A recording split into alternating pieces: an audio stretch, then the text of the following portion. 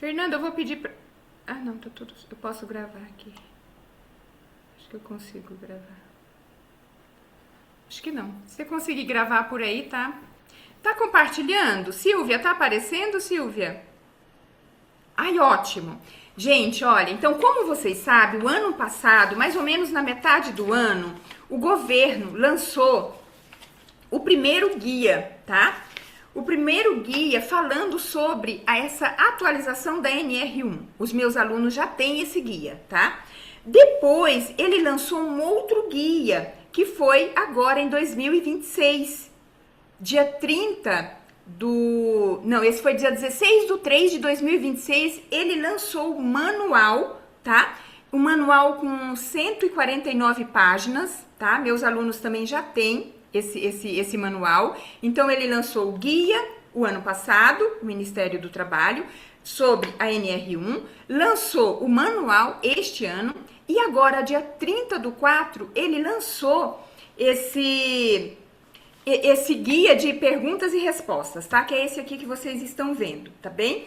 Então, gente, não é simplesmente o ministério que fala, eu vou criar e pronto, acabou. Não, antes eles fazem uma reunião, essa reunião envolve uma comissão de 3 frentes, que é o governo, os empregados e os funcionários, tá? Por isso que chama essa comissão tripartite, tá? Por isso que é esse nome, porque é uma comissão de 3 frentes de pessoas interessadas na atualização dos riscos psicossociais. Tudo bem até aqui?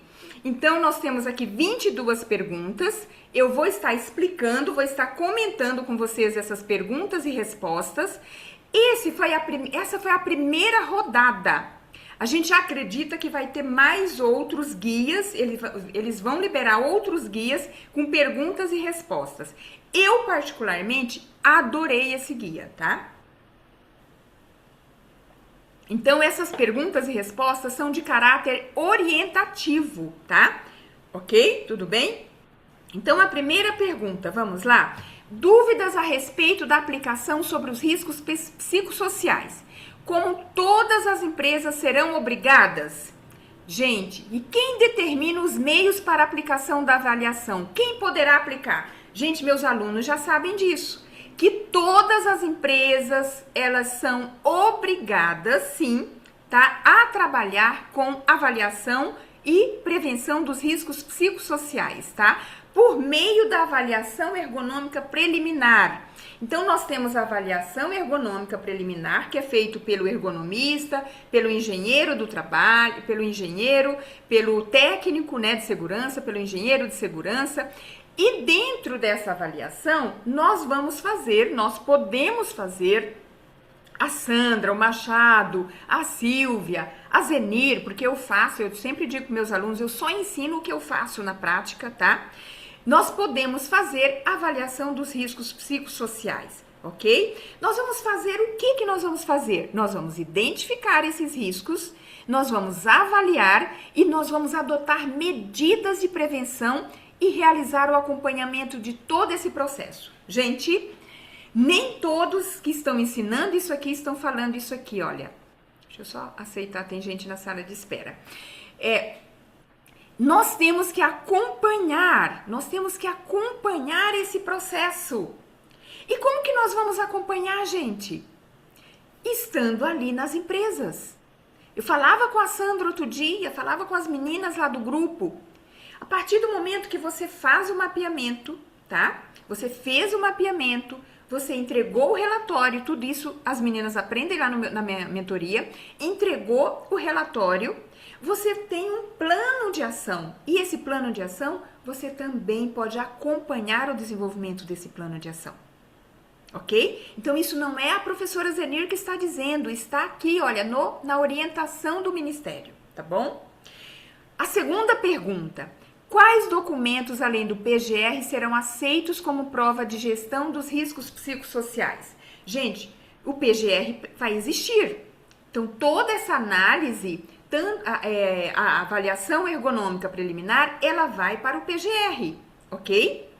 Então, são documentos obrigatórios, está escrito aqui, olha, o inventário de risco, ou seja, Qual foi o instrumento que você utilizou para avaliar os riscos? O Ministério não diz que documento você deve utilizar, mas você deve utilizar, está no manual anterior, está dizendo que você deve utilizar um instrumento validado, ok? Tudo bem?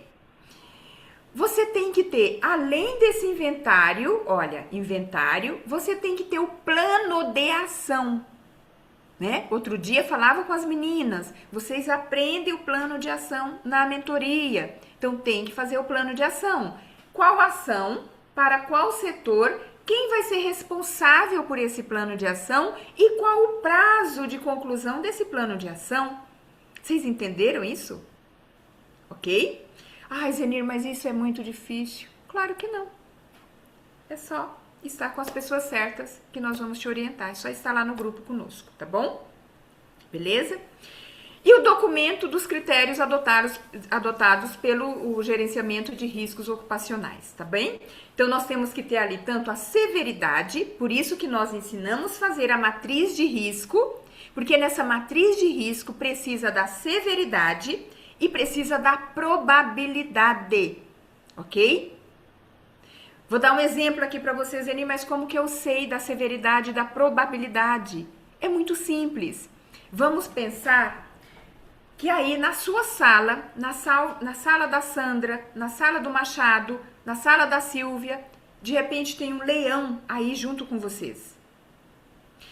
Existe um risco alto de vocês serem devorados pelo leão?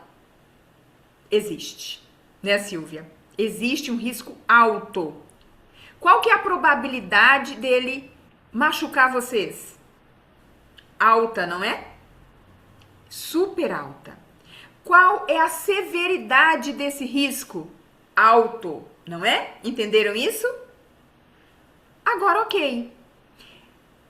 Você está aí na tua sala. Tem um leão, mas esse leão está enjaulado, está numa jaula, uma jaula bem forte, que não é muito difícil, ele só sai dali se abrir a jaula. O risco continua? Continua, Sandra, o risco? Continua.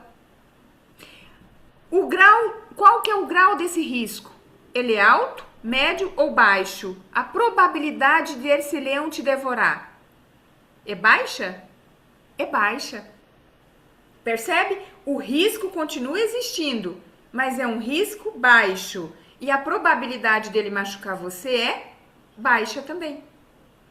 Então, isso aqui é muito importante, gente, vocês entenderem.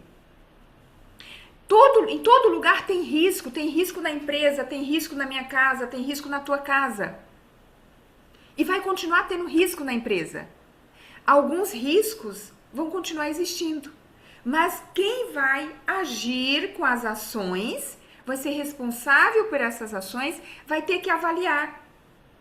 Se esse risco, ele vai continuar ali, ok?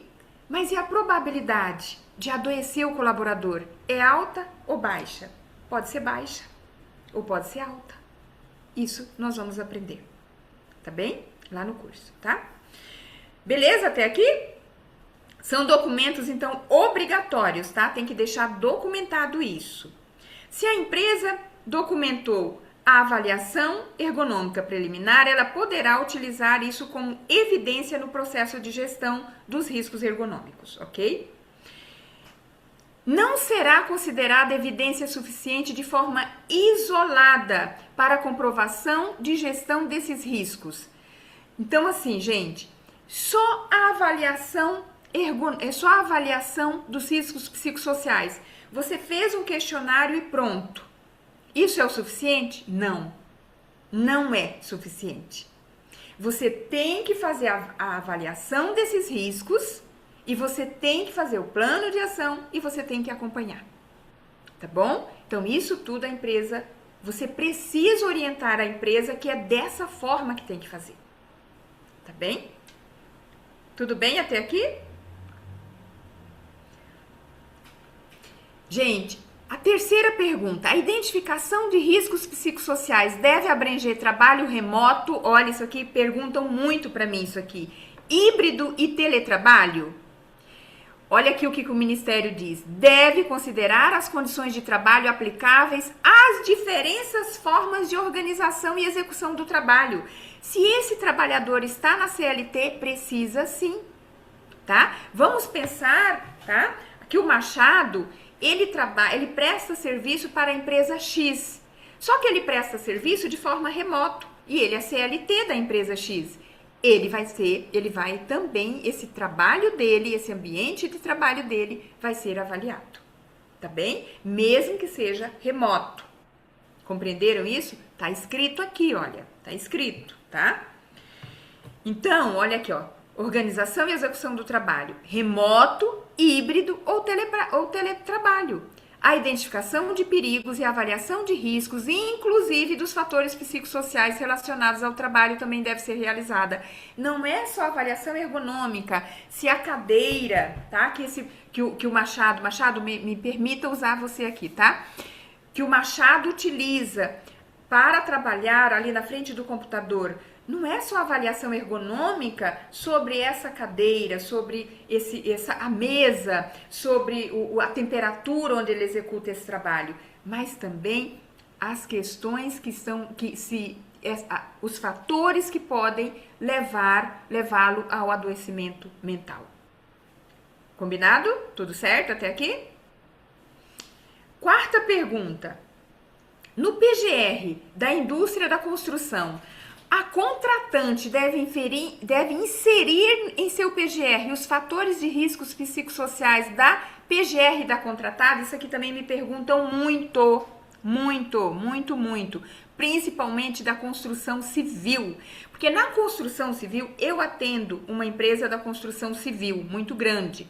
E lá nós temos vários terceiros, tá? Que nós chamamos de terceiros.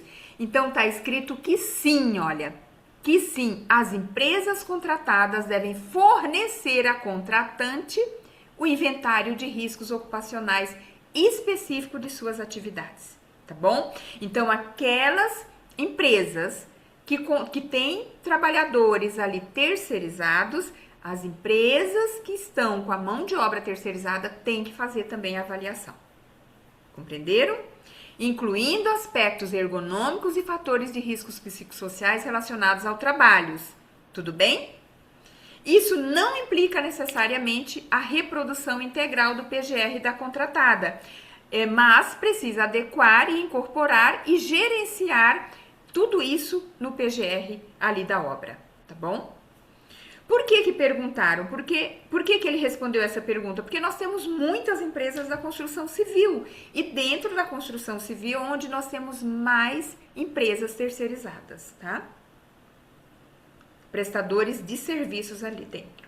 Gente, escrevam aí se está tudo bem, se vocês estão compreendendo, escrevam aí, por favor, se está tudo ok.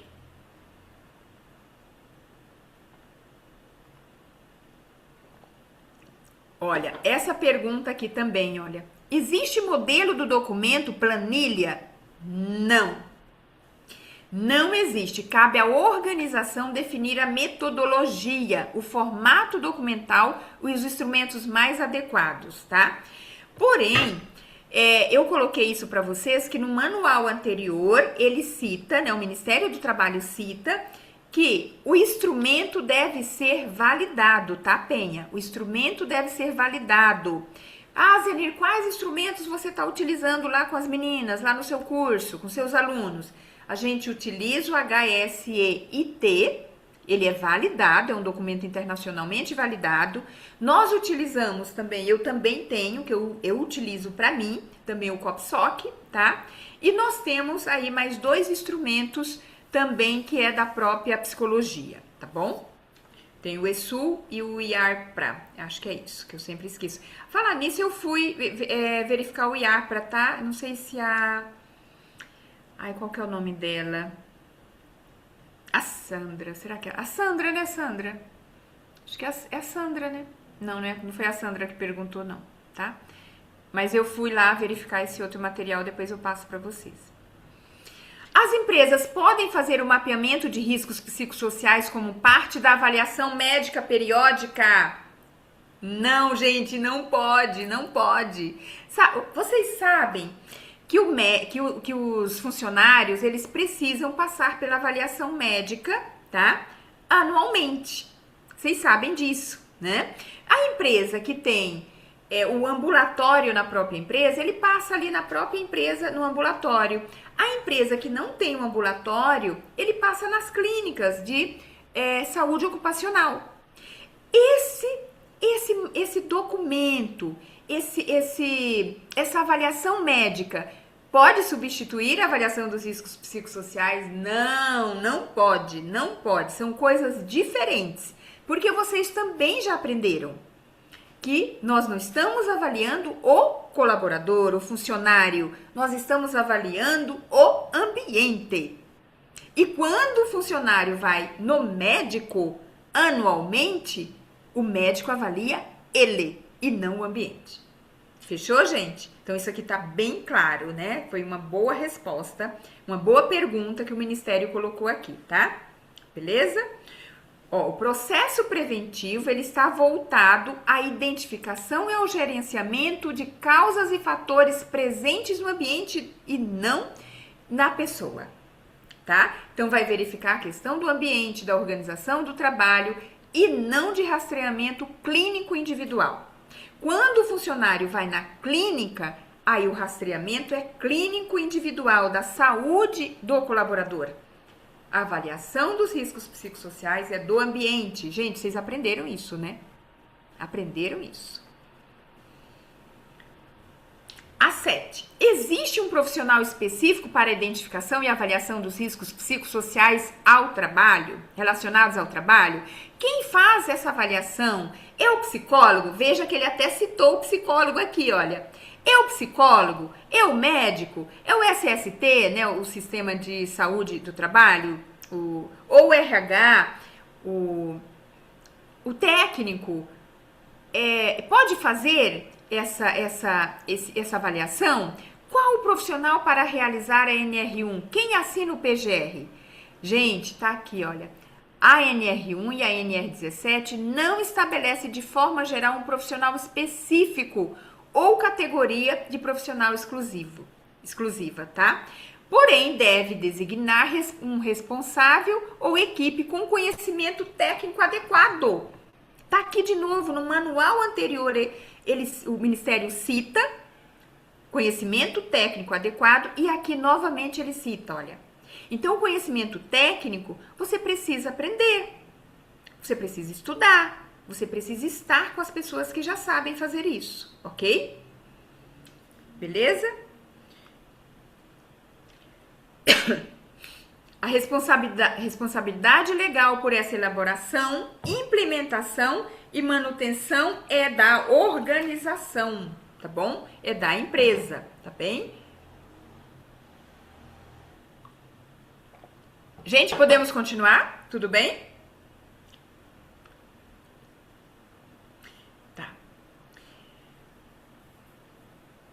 Não há definição do profissional responsável pela elaboração e implementação do PGR. O profissional deve ter conhecimento técnico condizente com a complexidade dos perigos e riscos existentes naquele ambiente de trabalho, tá bom? É obrigatória a utilização de questionário para avaliação dos riscos psicossociais? Gente, isso aqui é muito importante também vocês prestar atenção nisso aqui, ó. Não é obrigatório. Tá? Portanto, a utilização de questionário, tá, não é obrigatório. Este processo integra a avaliação ergonômica preliminar. Mas você pode utilizar diferentes abordagens, porém tecnicamente adequada. Você vai utilizar de métodos qualitativos, participativo dos funcionários e outros instrumentos. Tá? Então, assim, um único instrumento? Não, você pode utilizar de outros instrumentos para você fazer essa avaliação. Tudo bem? Tá? Mas, por exemplo, aqui muitas pessoas me perguntam, e lá na frente vai ter essa pergunta, mas eu já estou adiantando para vocês. E a empresa, o consultório, que tem só 2 funcionários, só tem um funcionário, como que eu vou aplicar um questionário? Gente, não precisa, nesses casos, aplicar um questionário. Vocês podem fazer uma entrevista, Vocês podem fazer uma observação. Você pode, a partir daí, a partir dessa conversa, desse diálogo, você pode criar ali um plano de ação para melhorar aquele ambiente de trabalho e, consequentemente, melhorar a produtividade dessa secretária, inclusive aumentar o número de pacientes desse médico ou dessa clínica. Então, você não necessariamente precisa, nesses casos, aplicar um questionário, tá bom? Não é obrigatória, tá? Com relação aos riscos psicossociais, o Ministério do Trabalho já desenvolveu alguma ferramenta para ser aplicada? Não, ele não estabelece a ferramenta, metodologia ou instrumento oficial único. Cabe à própria organização selecionar metodologia, ferramenta ou instrumento tecnicamente adequado, ok? Como será tratada a avaliação psicossocial feita via questionário sem outra forma de avaliação? Olha, a utilização de questionário padronizado é uma opção da empresa, contudo, sua aplicação de forma isolada não é suficiente. Lembra que eu falei agora há pouco para vocês? Aquelas empresas que a gente está vendo muito isso aí, gente, muito cuidado. Ela dispara um forms, as pessoas respondem e acabou. E muito cuidado, viu, gente? Muito cuidado. Eu estou sabendo que várias empresas estão disparando forms, que é o questionário, e pedindo CPF, pedindo sexo, pedindo idade do colaborador que vai responder. Gente, isso não é anonimato. Muito cuidado. O questionário que eu passo para as minhas alunas não vão pedir nem idade, nem sexo, nem CPF. Somente o setor e o cargo. Somente isso. Porque o Ministério ele é muito claro. É anonimato. É sigiloso.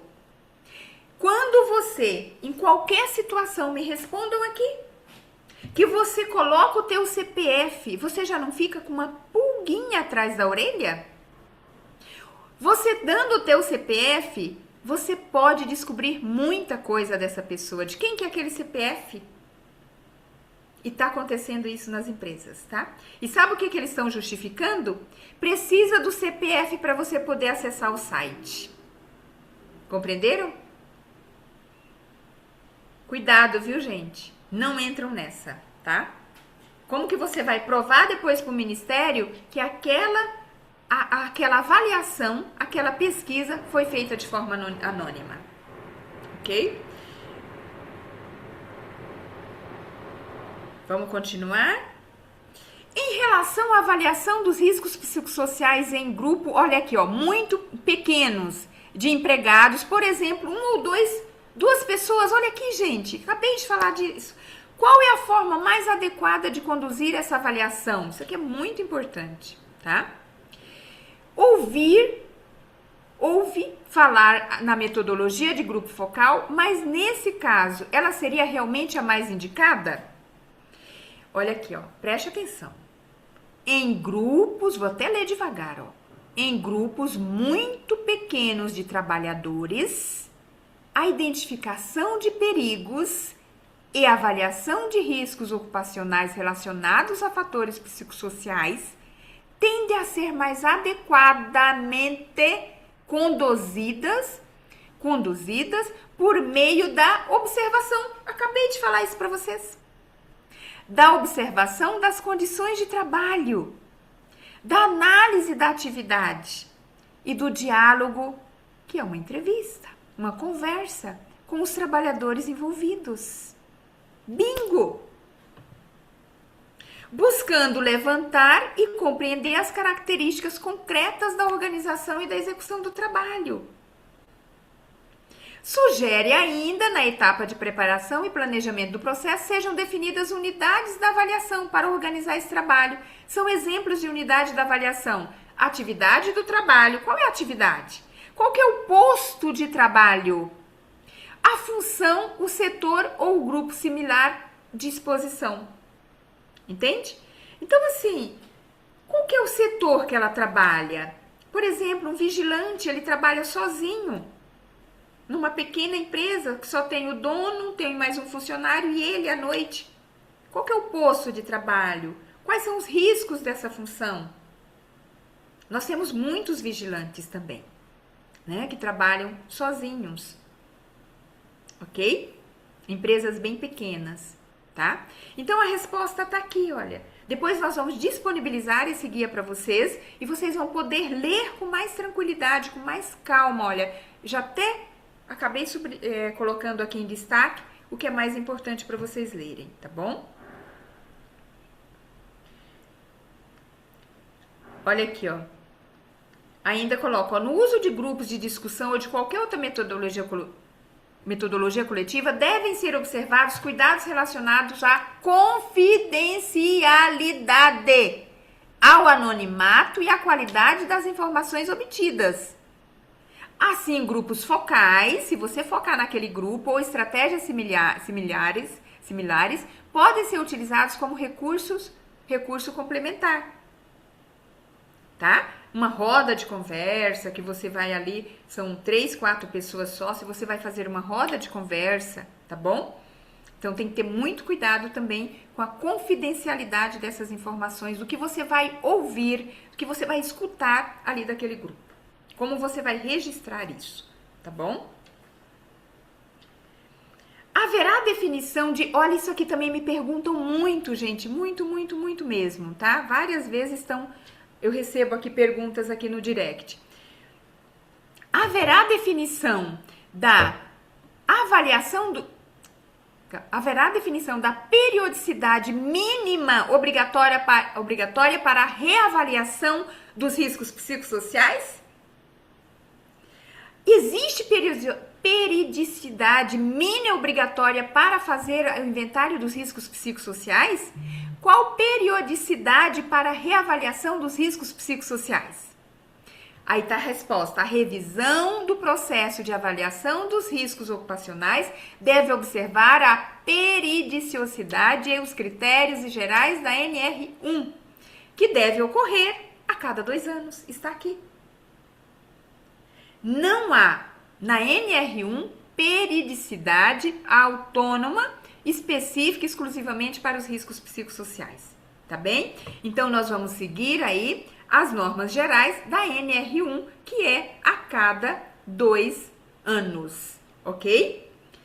Zenir, mas nós estamos fazendo, isso aqui acontece, inclusive tem uma aluna minha que ela terminou de fazer, ela já fez o mapeamento, e ela já entrou com as ações em uma escola e agora ela está avaliando, fazendo uma reavaliação.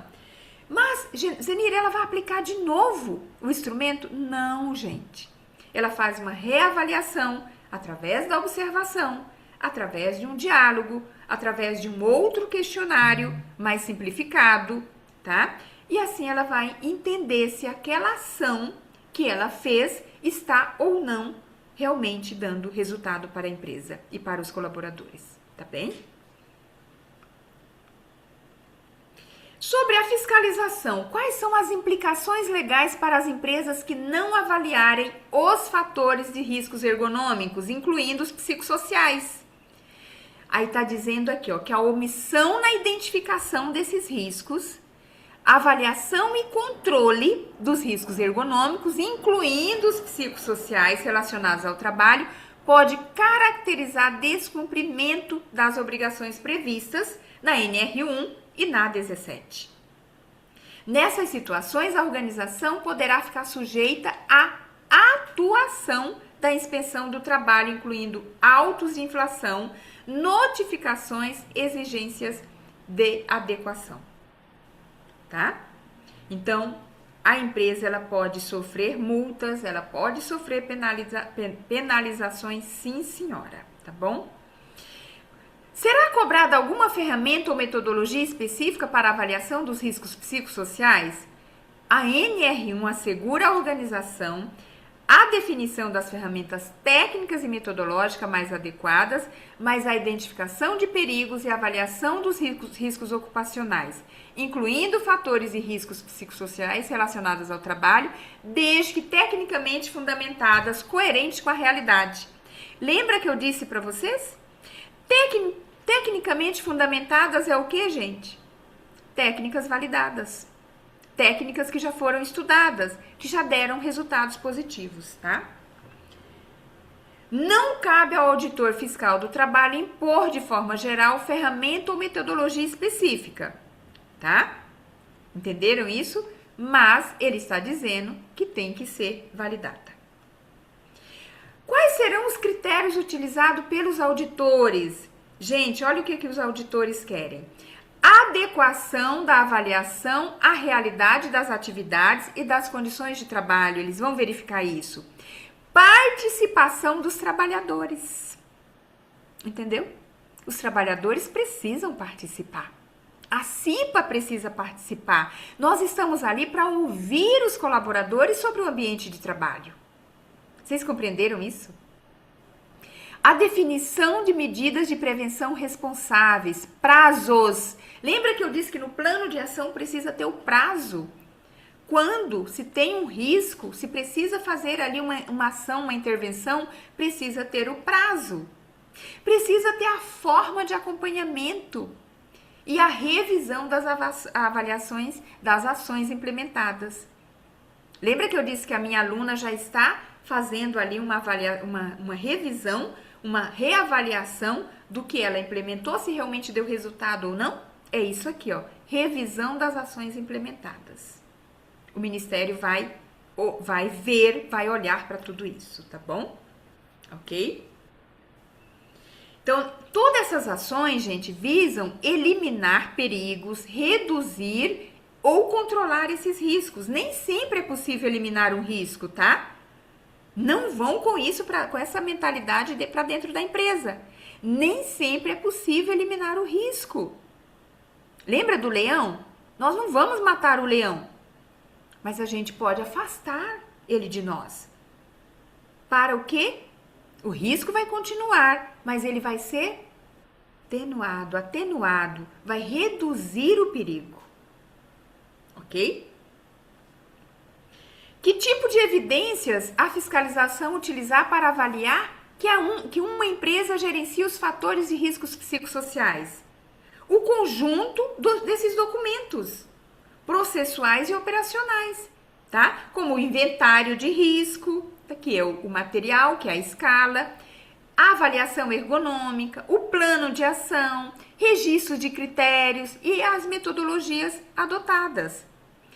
Você pode utilizar, está dizendo aqui, ó, além da análise documental como entrevista, observação das condições reais de trabalho, inspeção laboral. Tudo isso vai ser documentado. Zenir, mas tudo isso é nós que vamos fazer, nós psicólogos? Ou a pessoa que está fazendo a avaliação dos riscos psicossociais? Não! Tudo isso é feito pela equipe e nós podemos estar nessa equipe multidisciplinar. Tá? O engenheiro vai estar responsável por determinadas ações, o técnico por outras ações, o líder por outras ações, o psicólogo por outras ações, o arquiteto por outras, o médico por outras, compreenderam? É uma equipe multidisciplinar, uma empresa é um organismo vivo, todos estão ali trabalhando. E no caso da avaliação dos riscos psicossociais e gestão dos riscos psicossociais, todos estão trabalhando para que tudo ocorra da melhor forma possível, ok? 17. Como será cobrada a participação dos trabalhadores? Como que vocês acham, gente, que será cobrada a participação dos trabalhadores? Essa é fácil, hein? Essa é fácil. A participação dos trabalhadores no gerenciamento de riscos ocupacionais deve ser demonstrada. Isso tem que ser provado, tá? Que eles participaram. Como? Através dos registros de consultas não é consulta médica, tá? De que eles foram consultados. Eu estou em uma empresa, meus alunos estão sabendo que eu estou agora nesse exato momento fazendo a semana de conscientização dessa empresa e os colaboradores estão lá, os funcionários recebendo vídeo meu falando sobre isso, estão recebendo e-mails, estão recebendo mensagens, estão recebendo posts sobre a avaliação dos riscos psicossociais. Então, eles estão sendo conscientizados sobre esse fato que está acontecendo agora, sobre essa norma que está acontecendo. E depois eu vou consultá-los através do inventário, através da escala que nós vamos aplicar. Nós vamos escutar esses trabalhadores. E se for preciso, não só escutar através do preenchimento do inventário, mas também através da entrevista, se assim necessário for. Ok? Que no contrato está. Eu coloco no contrato que, se necessário for, a empresa irá permitir a minha presença para que eu possa conversar com alguns colaboradores, além do preenchimento da escala, tá? Do inventário. A participação deles deve ser efetiva, contínua e coerente. Trabalhadores foram efetivamente considerados e envolvidos. Então, é isso que nós estamos fazendo nesse momento nessa empresa. Eles estão sendo considerados, eles estão sendo envolvidos nesse processo, ok? E os auditores vão verificar isso, tá bom? A listagem exemplificativa dos perigos. Quais são os riscos presentes no guia de informação? Vocês, né, meus alunos, já receberam esse guia com os riscos. Gente, ali tem 13 riscos. Muito cuidado com isso. Eu vou até tirar o óculos para explicar isso para vocês. Na casa, por exemplo, na casa da Priscila, na casa da Penha, tem alguns riscos. Na minha casa tem outros riscos. Na empresa do Machado tem alguns riscos. Na empresa do Fernando tem outros riscos. Vocês compreenderam isso? Não são somente 13 riscos. As pessoas não estão falando disso para vocês, hein? Pode ter 20, pode ter 25, não sei, pode ter... Não necessariamente tem 13, às vezes tem 8, mas pode ter também 30 riscos naquela empresa. O Ministério, ele cita no guia exemplo de 13, mas pode ter mais. Tudo bem? Compreenderam isso? Tá? Então, aqui, olha. Esse guia, ó, ele tá dizendo aqui, ó, possuem caráter orientativo e referencial, não sendo por si só taxativas ou normativas, tá? Ok? Então, nós temos que ver a realidade daquela empresa. Olha aqui, ó, não se limita à mera verificação formal de aderência a listas exemplificativas, que foi a lista que eles deram, o Ministério forneceu. Não substitui a análise contextualizada, nem criam por si só obrigações normativas adicionais, tá? Então, nós temos que contextualizar, nós temos que verificar aquele contexto, verificar aquela empresa, aquela organização. Então, olha o trabalho, quanto realmente é um trabalho sério, não é simplesmente soltar um forms e acabou, tá? Ok? Como serão interpretados pela avaliação dos fatores, né? Os casos em que os inventários de riscos não apresentam nenhum risco psicossocial. Ah, muito bom. Essa aqui, olha. Quando não apresenta, ou estão ali baixo, quando os riscos são baixos, a severidade é baixa, ausência de registro de fatores de riscos psicossociais relacionados ao trabalho no inventário de riscos não constitui por si só irregularidades, desde que a organização seja capaz de demonstrar de forma tecnicamente fundamentada, através de metodologia, critérios e evidências utilizadas, ok? Aí sim pode afastar se não existir riscos psicossociais, tá bom? A fiscalização poderá considerar a coerência metodológica do processo adotado à realidade daquelas condições. O ponto central não é a presença obrigatória prévia de determinado risco no inventário, mas a consistência técnica, a suficiência e a adequação do processo. Então, pode acontecer que aquela empresa não tem risco, ou os riscos são baixos. Perdão. Para isso, a empresa tem que provar que não existe, tá? Não é simplesmente falar, não vamos fazer nada aqui não, porque aqui não tem nada. Negativo. Prove que não tem nada. Prove que os riscos são baixos. Através da técnica, através da metodologia, através da observação, através da escuta, através da participação dos colaboradores. Entenderam? O novo texto entra em vigor, olha aqui, ó, dia 26/5/2026. Após essa data, minha empresa estará sujeita à autuação pela fiscalização? Gente, vocês ouviram, aí vocês estão acompanhando que as empresas, né, e os sindicatos, eles queriam, como ano passado, essa norma, ela foi prorrogada, eles queriam novamente que o governo desse mais um ano para eles se adequarem a essa norma. E o governo disse o seguinte, nós já fornecemos, né, a gente já foi possível, né, prorrogar por um ano. Não será mais. Porque o que vocês fizeram nesse um ano que nós deixamos, né, para que vocês se adequassem? Nada. No entanto, 10% só das empresas estão trabalhando com a adequação até o momento. Então, assim, o que o governo fez? O governo falou, bem, diante de tudo isso, eu vou dar 3 meses. Deixa eu explicar o que é isso. Pelo amor de Deus, preste atenção, ó. Após a entrada em vigor do novo texto em 26/5, vai existir, não tem choro, dia 26/5.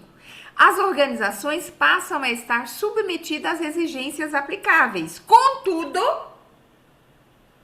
Contudo, preste atenção, para disposições novas da NR1, incluindo aquelas relacionadas aos fatores de riscos psicossociais, tá?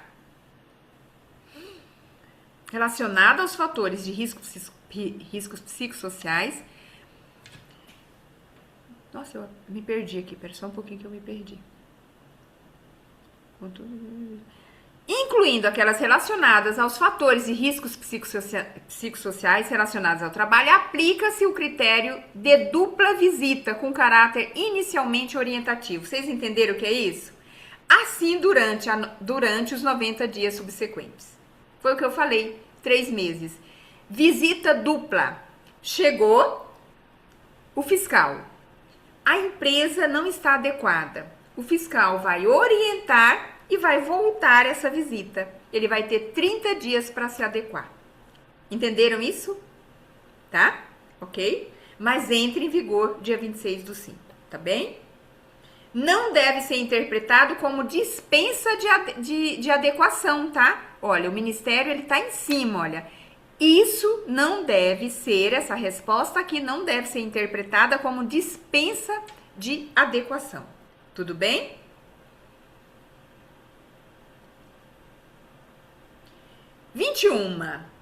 Haverá uma diretriz técnica, protocolo operacional, um checklist ou um instrumento padronizado de fiscalização a ser utilizado nacionalmente para a verificação do atendimento à NR1, no que se refere aos riscos psicossociais relacionados ao trabalho? Qual o protocolo a ser seguido pelos auditores fiscais nas fiscalizações que envolvem os riscos psicossociais? Vamos ver qual foi a resposta? Até o momento não há previsão de protocolo operacional único, não há um checklist nacional específico ou instrumento padronizado exclusivo para a fiscalização, tá? A atuação fiscal tende a se fundamentar primordialmente nos requisitos previstos na NR aplicáveis, especialmente NR1 e NR17. Já disse lá para o meu grupo, né? Vocês precisam ler aqueles riscos da NR17, tá bom? Se eu ainda não passei para vocês, preciso passar, me cobram, tá? Pode servir como suporte técnico à atuação fiscal. mas não substitui o exame concreto. Então, tem que fazer essa avaliação, tá bom? Beleza? Gente, a última pergunta dessa primeira rodada, porque eu acredito que vai ter a segunda rodada, vai ter a terceira rodada, e isso é muito bom para nós. As coisas precisam realmente estar de uma forma muito bem concreta, muito bem esclarecida, tá? Como será fiscalizado tanto o inventário de riscos, bem como o plano de ação? Como será fiscalizado o inventário, o plano de ação por parte do auditor fiscal do trabalho? Como será a fiscalização na prática? O que as empresas terão que provar? Preste atenção, vem aqui comigo. Na prática, a fiscalização tende a combinar análise documental e verificação das condições reais de trabalho. Por quê? Não adianta só documento, gente. Precisa do documento? Precisa. Precisa estar tudo documentado. Qual foi o inventário que você usou? Qual o plano de ação? Quem foi responsável pelo plano de ação? Tudo isso precisa estar documentado. Mas eles também vão verificar as condições reais de trabalho. Como que eles vão verificar? Também conversando com alguns funcionários. Isso poderá envolver análise do inventário de riscos, do plano de ação, como eu acabei de falar, da avaliação ergonômica, dos critérios metodológicos adotados. Qual foi a metodologia? Gente, eu sou professora universitária. Para eu ensinar algo, os alunos têm que ter uma metodologia. Qual a metodologia que eu ensino? Qual a metodologia que eu utilizo? Então, qual a metodologia que nós estamos utilizando para avaliar esses riscos, para implementar as ações e para reavaliar? Qual que é a metodologia? E realmente, qual é a condição de trabalho? A condição real de trabalho, qual que é? Compreenderam? Tá?